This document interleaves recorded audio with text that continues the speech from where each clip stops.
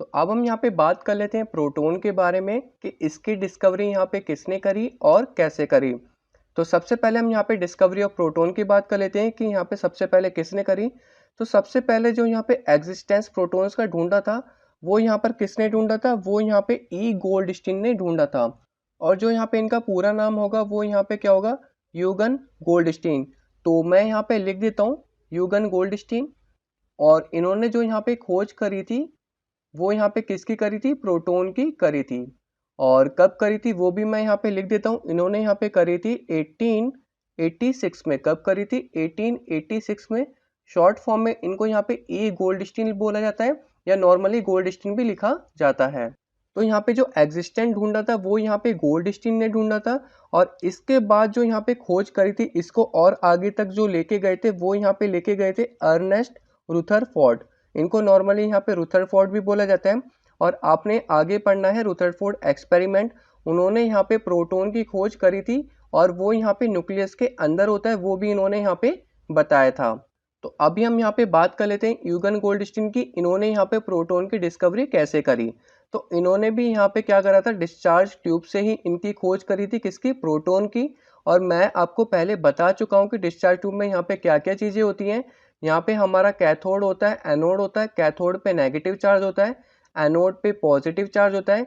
इसमें एक vacuum pump connected होता है। क्यों कनेक्टेड होता है, क्योंकि जो इसके अंदर गैस प्रेजेंट होती है उसका प्रेशर कम करने के लिए। और नॉर्मली जो यहाँ पे एक्सपेरिमेंट किया गया था इसके अंदर कौन सी गैस ली गई थी, इसके अंदर हाइड्रोजन गैस ली गई थी। तो यहाँ पे मैं लिख देता हूँ इसके अंदर कौन सी गैस ली गई थी, इसके अंदर हाइड्रोजन गैस ली गई थी। अब आगे होगा क्या इसको मैं अच्छे से एक्सप्लेन कर देता हूँ।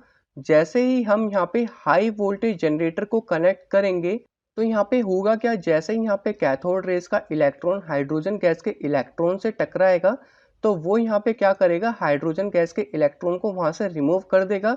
और हाइड्रोजन गैस में सिर्फ क्या बचेगा, प्रोटॉन बचेगा। और जैसे ही वो जो प्रोटॉन बचेगा वो यहाँ पे क्या होगा, कैथोड रेस की तरफ अट्रैक्ट होगा। क्योंकि आपको पता है जो पॉजिटिव चार्ज और नेगेटिव चार्ज है वो आपस में क्या होते हैं, अट्रैक्ट होते हैं। इसलिए यहाँ पे एनोड रे से यहाँ पे आपको दिख रहा होगा कि जो पॉजिटिव पार्टिकल्स है वो यहाँ पे किस साइड जा रहे हैं, वो हमारे यहाँ पे कैथोड साइड जा रहे हैं।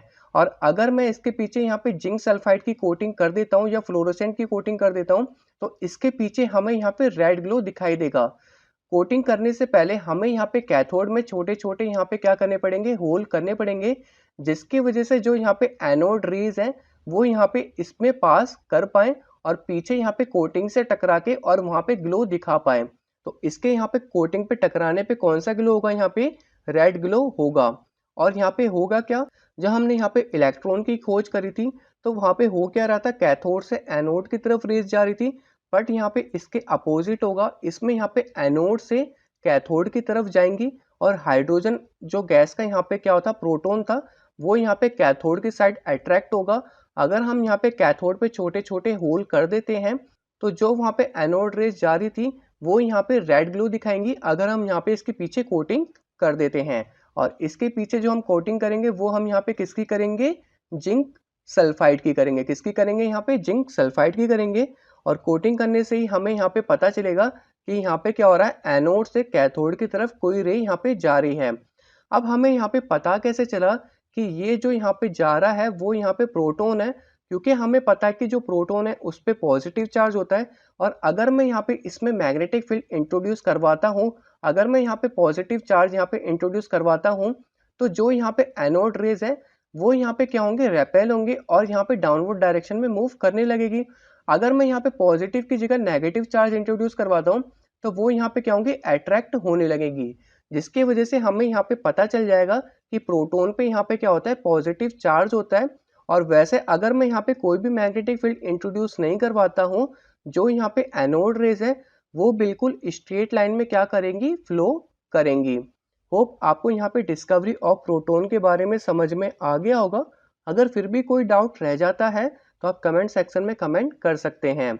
अब मैं यहाँ पे बात कर लेता हूँ इसके कैरेक्टरिस्टिक्स की, इसकी यहाँ पे क्या विशेषताएं होती हैं। तो अब हम यहाँ पे बात कर लेते हैं कैरेक्टरिस्टिक्स ऑफ ए प्रोटॉन की।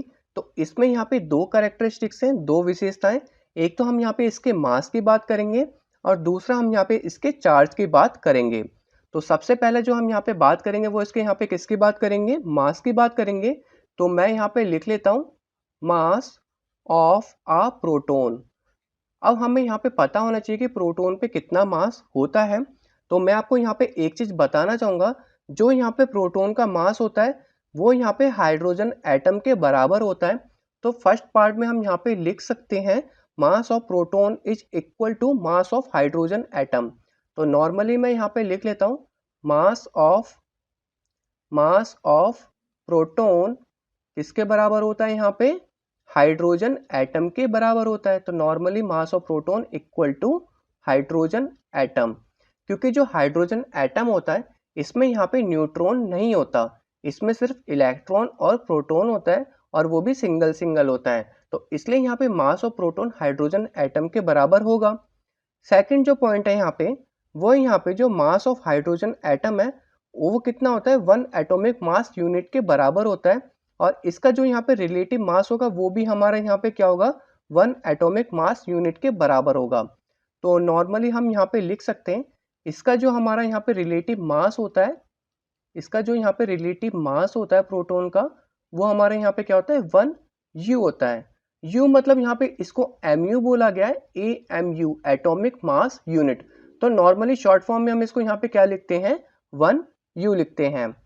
और हमने यहाँ पे जब मास ऑफ यहाँ पे इलेक्ट्रॉन में पढ़ा था तो वो यहाँ पे क्या था, 1/1840 टाइम्स ऑफ हाइड्रोजन एटम, और यहाँ पे प्रोटॉन के बराबर था। तो इसका मतलब यहाँ पे प्रोटॉन क्या होगा, 1840 टाइम्स लार्जर होगा इलेक्ट्रॉन से। तो हम यहाँ पे लिख सकते हैं proton is 1840 times of electron. वो इससे इतना यहाँ पे क्या होगा, बड़ा होगा, क्योंकि इलेक्ट्रॉन यहाँ पे 1/1840 टाइम्स था। और लास्ट में जो इसका एब्सोल्यूट मास होगा वो हमारा यहाँ पे क्या होगा, वो हम भी लिख लेते हैं। इसका जो यहाँ पे एब्सोल्यूट मास होगा वो हमारा यहाँ पे होगा 1.6 इंटू 10⁻⁻24 ग्राम होगा। और ये इलेक्ट्रॉन से काफ़ी ज़्यादा है देखा जाए तो। और अब हम यहाँ पे बात कर लेते हैं इसके चार्ज की। तो सेकंड पॉइंट जो हम यहाँ पे बात करेंगे वो हम यहाँ पे बात करेंगे चार्ज ऑफ अ प्रोटॉन की। तो वो मैं यहाँ पे लिख लेता हूँ charge of a proton. Proton पे यहाँ पे जो नॉर्मली चार्ज होता है वो यहाँ पे इलेक्ट्रॉन के बराबर होता है, बट जो डिफरेंस होता है वो यहाँ पे किसका डिफरेंस होता है, वो यहाँ पे चार्ज का डिफरेंस होता है। जो इलेक्ट्रॉन पे चार्ज होता है वो यहाँ पे नेगेटिव चार्ज होता है, और जो प्रोटॉन पे होता है वो यहाँ पे क्या होता है, पॉजिटिव चार्ज होता है।